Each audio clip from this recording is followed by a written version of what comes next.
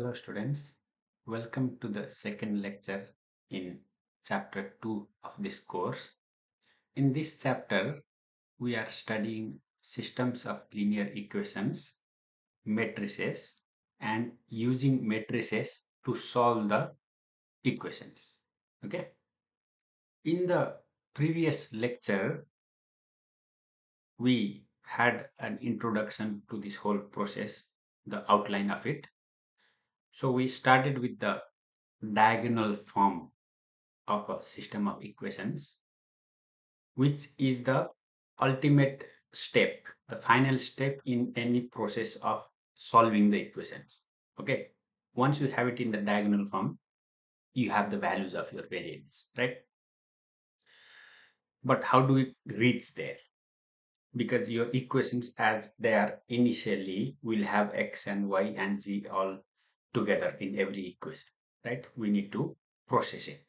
Okay, and the method that the systematic method we are developing here was based on elementary row operations.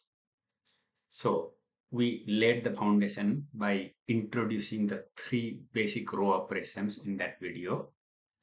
The three operations are: the first one, interchanging any two rows; the second, multiplying a row by any number throughout; and the third operation, taking a row and adding to it another row. And sometimes you could multiply that other row, like in the second operation, multiply that row by some number and then add it to the second row. Okay, it would be a combination of those operations. And we have seen some examples of that. We did one sample examples, and we also got introduced to this Gaussian elimination method, which was basically using these row operations to bring the system of equations into the diagonal form, right? And in that process, we towards the end, we were introduced to the idea that you could do these row operations with only the coefficients, only the coefficients of the variables, and not writing the variables themselves, right? So every column would be standing for a variable, and you don't have to write x, y, z. You could just deal with numbers. And that was the augmented matrix form of those equations on which we will do the elementary row operations or perform the Gaussian elimination on that matrix. Okay, so we had an introduction to all those ideas.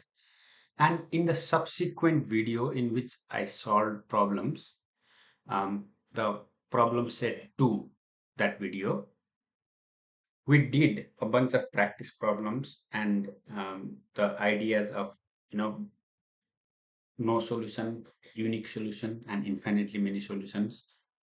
And in the practice problems, we particularly solved using two variables. Okay, in today's lecture, we will refine that by practicing more using three variables, and also so formalizing the method. The first step here, called pivoting the matrix, would be a crucial step towards Gaussian elimination. And then the idea of infinitely many solutions and no solution, or the inconsistent system. We have seen what it means graphically in the previous two videos, the lecture video and the problem solving video. What it means graphically and what it would mean in terms of an equation like 0 equals 2, a contradiction. Here, today we will see how to identify that from the augmented matrix. Okay, and on this page, I have done some of these annotations and written some of these matrices so that you can remember this as a snapshot in your understanding for the long term. Okay, so you catch the concept, you hook on to the concept immediately. Okay, I will start by describing the pivoting process. Pivoting a matrix, I have tried to show here with color codes. It is always this, okay? Basically, you pick one element like the 2 here, that is your pivot element, and your goal is to convert that element to 1, okay, highlighted in green, and then use it to convert the other elements to 0. The 3 and -1 on the left side have been converted to 0. Okay, what is done here? Now the fill in the blanks will come later, okay, as we go through the video. Now we write the operations that we do here in order to achieve that. This process is called pivoting, okay. And for the first column, you would use the first element in the first row. In the second column, you will use the second row. In the third column, you will use the third row. So that you are basically, your diagonal elements are your pivot elements. Okay, that's one concept I want you to keep the snapshot in your mind. Next, about the number of solutions. Okay, what I was trying to show here is how to recognize when there are infinitely many solutions. You will recognize infinitely many solutions when you notice that there is a row like the one I have highlighted in yellow color here, which is all zeros. Typically, okay, I'm not saying that's always the case, but what is the significance of it, I will tell you. It has all zeros, so that is basically a redundant row, right? The word redundant, we remember from the practice problem set. That means there is one equation which is redundant. So there are only two independent equations now here. The first two rows, they are independent. But how many variables do I have? If I write, variable names on top of each column, there are three variables, x, y, and z. But there are only two independent equations. And the system is consistent because the last row, even though it is redundant, it is at least consistent, right? It says 0 equals 0, which is fine. So you have solutions, but you have more variables than equations. Hence, you have infinitely many solutions. That is the understanding you need to have. Okay. And when do you recognize inconsistency or no solution situation? That happens if you encounter a row like the one I have highlighted in green here, 003. What does that mean? If you translate that into an equation, which we can always do for any row at any step of this process, that equation will be 0x plus 0y. So basically 0 equals 3. Now that is a contradiction, right? And the moment you encounter such a row, or you arrive, you get such a row in the process of doing the elementary row operations, you immediately know the system is inconsistent and can stop there. You don't have to do you don't have to do any further action on that, you just say there is no solution. Okay. I had cut out and struck out this part here. We are not discussing the geometric representation in this video. Okay, that's for we have done in the past and for the future. Okay, let me now begin with the detailed of what I just summarized. The pivoting the matrix, I already said, you convert the first entry into 1 and transform every other into zeros. Okay, let us see an example. Say you have this matrix here, and it's for a two variable system, as you can see, and you have chosen this for your pivot element as an example. Okay, and you might remember in our Gaussian elimination, typically we want to use that entry, right? We prefer to deal with the diagonal entries and use them as pivot elements. Okay, but this is only an illustration of what pivoting is, and it can be done with any entry, okay, in theory. So 6, which has been circled, is your pivot element. So what do we do? That has to become 1. And how do you achieve that? By dividing by -6. Multiplying by -1/6 is dividing by -6, right? Now you cannot do that only for that element. You have to do that for the entire row. So you see this 18 will be divided by -6, and you know when 18 is divided by -6, you get -3. The -6 is divided by -6, and you get 1. And 10 is divided by -6, and you get -5/2. Okay. So what did we achieve at this point of time? We achieved the pivot element becoming 1. Okay. Then your focus shifts to this -2 in that column, right? And what should happen? That -2 should become 0. And this is the important part. It is not on its own or not by any other operation, by using the pivot element. Okay. And I'm going to highlight that and write here. Okay. It should go to 0. -2 will go to 0 using the pivot element.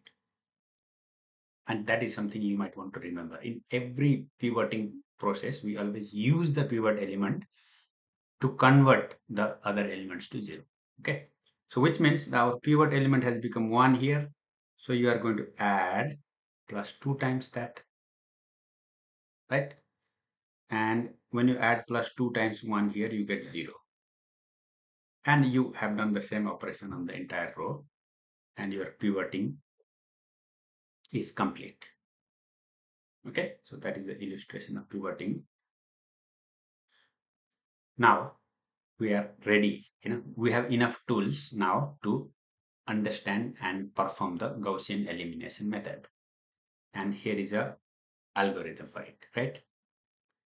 There are like this is written in number of steps, 1, 2, 3, 4, 5, 6, 7.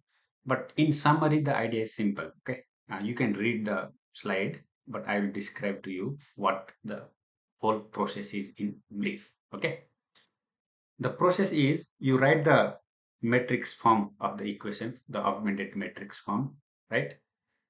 Only thing, be careful to use 0 if a variable is missing. We'll see that in examples in practice problems. And then the first thing is you make the first entry in the first column 1, non-zero. Okay, non-zero is enough actually. We don't need to make it 1.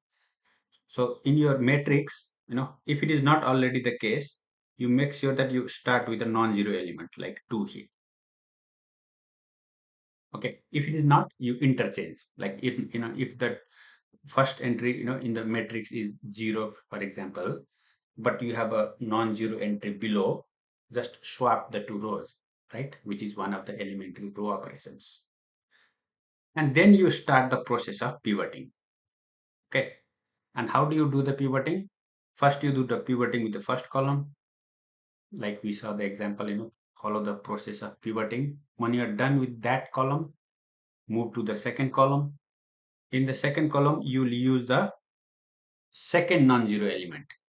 In the third column, you will use the third non-zero element, and so on. Okay. You continue that process until you have reached the end of all columns. Okay.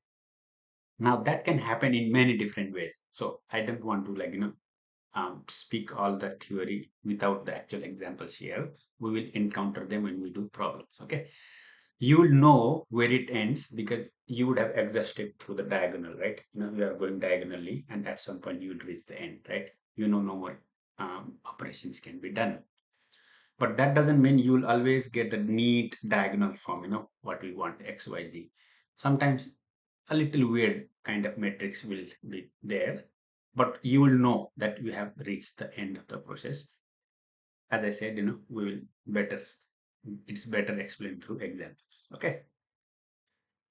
Um, Now we are going to perform the Gaussian elimination on a equation system of equations, particularly a system of equations which will lead to infinitely many solutions. Okay.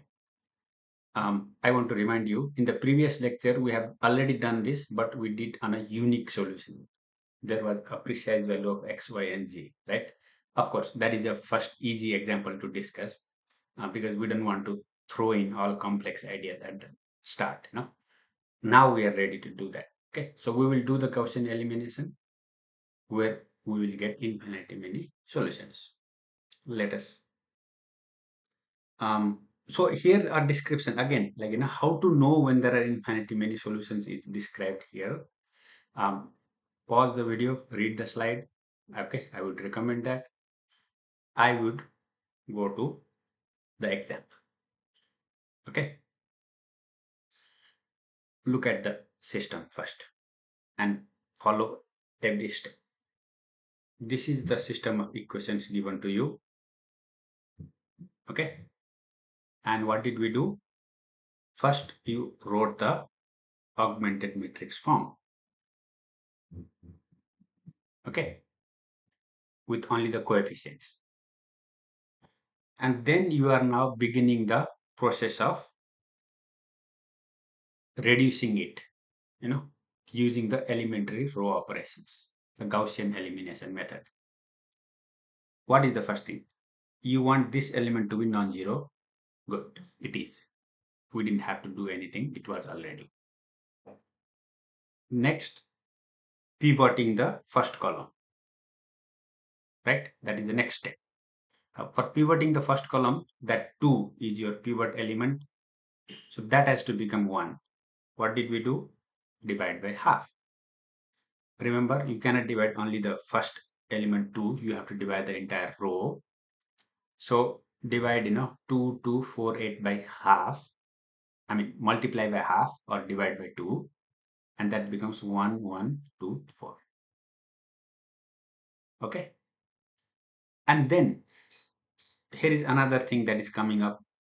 You don't have to do all this in 3 different steps. Initially, you do that because you need practice. You are gaining confidence gradually. But once you are comfortable, you can do all of them in the same step. Okay. That has been converted to 1, 1, 2, 4. Now you are sending the other two elements to 0. Which ones? The 1 here has to go to 0 and the negative 1 here has to go to 0. And how do you do that? By adding or subtracting the first row or adding the first row. Remember, using the pivot element to make these elements 0. Let me clear the page once and focus again. Okay. So to make this 1 go to 0, I will subtract the first row, minus R1. Now be careful here. Okay. You might wonder, if I do 1 minus 2, how will that become 0? The thing is, that's not our row anymore. Our first row is here. Okay. And this is about row operations when you do all of them together. Any step that you have taken and has transformed the row, that is the value that you should use in the subsequent operations.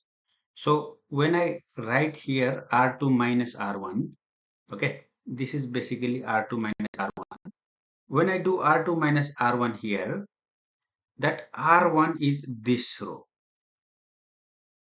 This is the R1, not the previous matrix. Okay, because it has already been modified. Now, so you have to be little careful here. You are taking R2 from this side. This is the R2 you are using, and R1 from the other matrix, which has already been transformed. Okay. And when you do R2 minus R1, you get this 0 and rest of it. You check the calculation. Okay. Similarly, use R3 from this side and R1 from here, and you get this row when you do R3 plus. Okay. Done with that? then our focus now needs to move to second column, right? In the second column, the second entry is pivot element, and then you convert it to 1 first by multiplying by negative half, or dividing by negative 2, and then use that 1 to send the other two elements to 0. Okay, that has become 1, and this will go to 0, 1 will go to 0, the 6 will go to 0, using that row here, the transformed row. Okay, and that is done. Now you are, we'll see. Okay, now please take notes until here. I'll clear the page. Now focus on this matrix. Okay, so I pivoted the first column and the second column, and then we were on track to work on the third column, right? This should have been our next target, but what did you see? It's already 0 there. And not only that is 0, this is also 0, that everything is 0. After this, any operation you try to do, which is useful, okay, not a random operation, that 0, 0, 0 is going to remain the same. And in fact, it's a progress, because it tells you that that equation was redundant. It was dependent on the previous two equations. So you have now effectively left with this independent part on the top, and that independent part has been completely reduced, in the sense the operations are complete there, because you have the one here in the first column, one here in the second column. That's it. That is diagonalized. If you think about it, this is the diagonal, right? In the effectively non-zero part of the matrix, that's the diagonal. So it has already been diagonalized. Okay. So you know that you have reached the end of the Gaussian elimination, the operations, the matrix part. I was telling you earlier, like you will know when you have reached the end. Okay. So this is how you know you have reached the end. Then you will ask, okay, fine. What are the solutions? And the solutions are this. It's very simple. Okay. I will clear the page again. Just take each non-zero row and convert it into the corresponding equation. What do we get? For example, this second row here, if you convert it into an equation, that is y plus 1y plus 0z, right? So it says basically y equal to 1. And that's what you see here. Okay. And the last row says 0 equals to 0. So, as we said, that's redundant. Let me just write it, for the sake of completion. Then you go to the first row. What does that say? That says x plus 2z equals 3. So if you, boil down, there are only two equations, y equals 1 and x plus 2z equals 3. That is the reason you have infinitely many solutions. Because this equation, you can see x plus 2z, you cannot choose, you cannot choose values for both of them, right?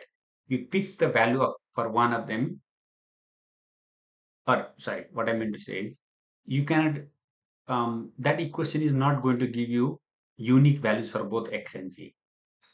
Whenever you choose the value of x, the value of g will depend on that. Or whenever you choose the value of g, the value of x will depend on that. It's your choice which one you want to choose. Okay. It will be easy to write x in terms of g because of the type of coefficients we have. X equals 3 minus 2z. So if I now say g equal to 0, then x will be 3. If I say g is 1, x also will be 1. You can plug in and check, right? That is how you will end up getting infinitely many solutions. Okay. So how do you write the infinitely many solutions? Here is the table, general solution. Okay. That is the headline. What do you see below here is the expression of that infinitely many solutions. As I was showing here, you could choose the G independently, right? G is independent and X, G is any real number independent, X is 3 minus 2G and Y is always 1. Y is fixed. Okay. There is one more final note here. There is one more way these infinitely many solutions are written in a compact form, not with so many words, right? Which is this. You just write 3 minus 2G, that is X, 1, that is Y, and G, that is Z. That compact way of writing the solutions. Okay. It automatically tells you that G can be any number. X depends on G. Y is 1. All right. Okay. Now, when is a system inconsistent? That was infinitely many solutions. Now, no solution. Okay. Inconsistent or no solution. Again, read the paragraph. It gives you a description how to know when it is inconsistent. Let us look at an example. Take that matrix. Now you know the pivoting process and all of that. I don't have to get into details. Okay. Very briefly and quickly, I'll go over it. You created the augmented matrix here. The first entry is already 1, much better, not even, just non-zero. Now that is your pivot element. Use that to make these two elements go to 0. And then you focus on now the second column. Your pivot element is 2. Divide by 2. So your row has become, that entry has become 1 now. And use that to make the other two elements go to 0, right? And then you would want to move to the third column. Okay, I'll leave the annotations for now and I'll just highlight what we want to focus on here. That third column is our next agenda. But then I notice there is a 0 in the third position there. Not only that is 0, that whole row to the left side is 0, 0, 0. But on the right side, it is 5. Okay, now that is a problem because this equation basically means 0 equals 5. The vertical line is equal to, okay, and that is impossible, right? The contradiction, all that we discussed in the practice problems of the previous video. So inconsistent system, as simple as that. You don't have to actually do anything else. You spot that, you're good. The system is inconsistent. There is no solution. Okay, because it leads to a contradiction here. This kind of row will be called a contradiction. Okay, and here is the summary. Take a moment and please read it. It talks about pivoting and applying the Gaussian elimination method column by column, pivoting the columns one by one. And at the end of it, 3 situations can arise, right? If you are able to completely diagonalize it, you have a unique solution. If you end up getting zeros on the left side, 2 situations can arise.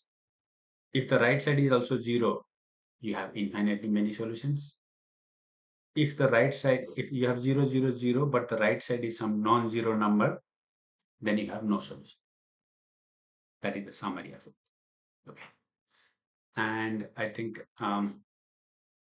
yeah, all of that has been described here. If A is not zero, then it is inconsistent and all that. Otherwise, there are infinitely many solutions. Okay. In the next video, I will be solving problems on this section. See you there. Thank you for watching.